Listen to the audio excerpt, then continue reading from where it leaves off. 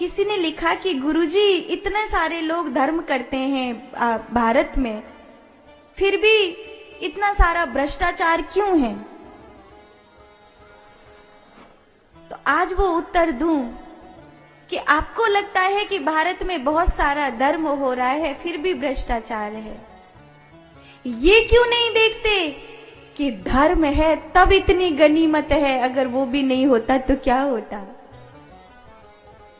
वो 15-20% लोग जो परमात्मा के स्मरण करने वाले हैं, सादगी से, आनंद से, सुख से, शांति से जीने वाले हैं, उन्हीं का मुख देखकर लगता है भैया ये दुनिया मनुष्यों की दुनिया है, बाकी तो बिना पूंछ वाले जानवरों की दुनिया लगने लगेगी, क्योंकि जंगल तो काट दिए आदमी ने। जनसंख्या तो इतनी बढ़ाई, एक एक आदमी ने 17-17 बालक पैदा कर लिए।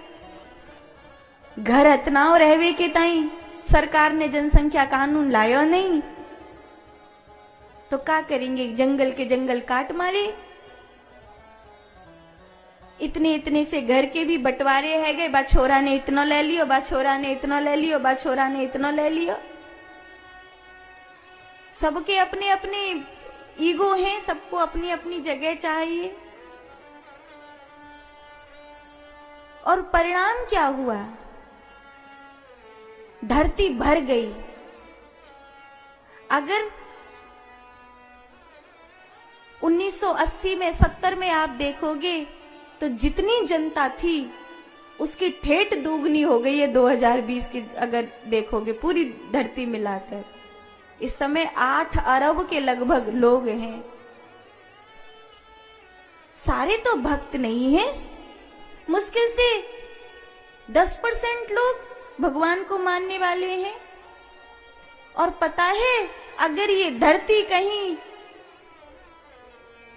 टिकी हुई है तो वो जो 10% लोग हैं ना भगवान के प्यारे, उन्हीं के लिए टिकी हुई है। नहीं तो धरती मैया कहती है मैं अगर राक्षस हो जाए तो मैं तो रसातल में चली जाऊं।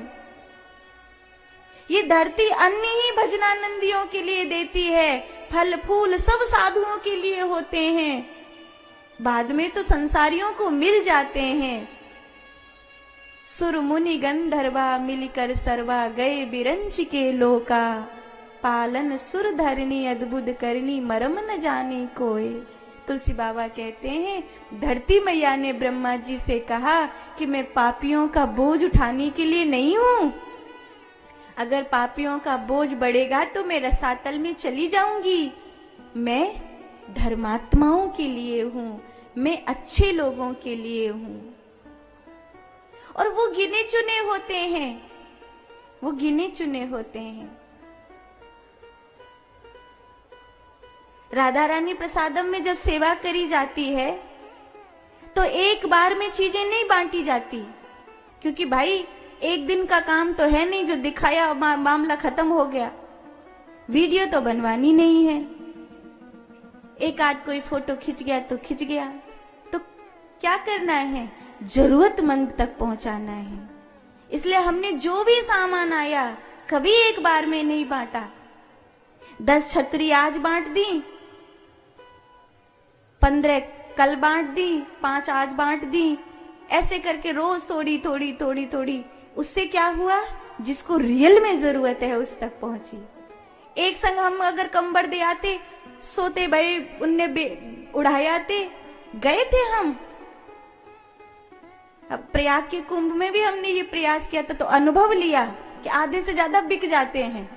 हमने ये मामला ठीक नहीं है। मान लो हम 400 रुपया को खरीद के लाए, मैंने 100 रुपया में बेच दिया, तो हमें काय को पुण्य मिला?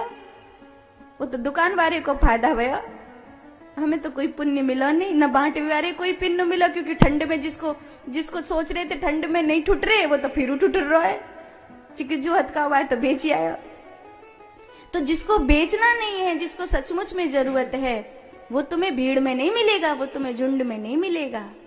वो इक्का दुक्का जो तुम्हारे यहाँ भोजन लेने के लिए आ रहे हैं, अगर 2000 लोग आ रहे हैं तो उनमें से तुम अपनी आंखों से छांटोगे कि इसको जरूरत है और ये नहीं बेचेगा। इसको जरूरत है और ये नहीं बेचेगा, उसको देने से निश्चित रूप से देने वाले को भी पुण्य मिलता है और लेने वाले को भी लाभ होता है। जिसके घाव ही नहीं हुआ तुम दवाई लगाने पहुंच जाओ, कोई मतलब नहीं है, उसको तो जरूरत ही नहीं है। जिसको जरूरत है उस तक पहुंचाओ, जिसको भाव है उसको भगवान की भक्ति लगती है। सत्संग उसी के कलेजे में घुसता है जिसे भगवान से प्यार है। तो अगर ये कहते हो कि यह भ्रष्टाचार है और इतने भजनानंदी लोग हैं, तो ये गलत सोचने का तरीका है। तुम ये देख रहे हो कि आधा गिलास खाली है, तुम ये क्यों नहीं देख रहे हो कि आधा गिलास भरा हुआ है। इतने लोग भगवान को मानने वाले हैं, तभी ये दुनिया इतनी सुंदर दिख रही है। अगर भगवान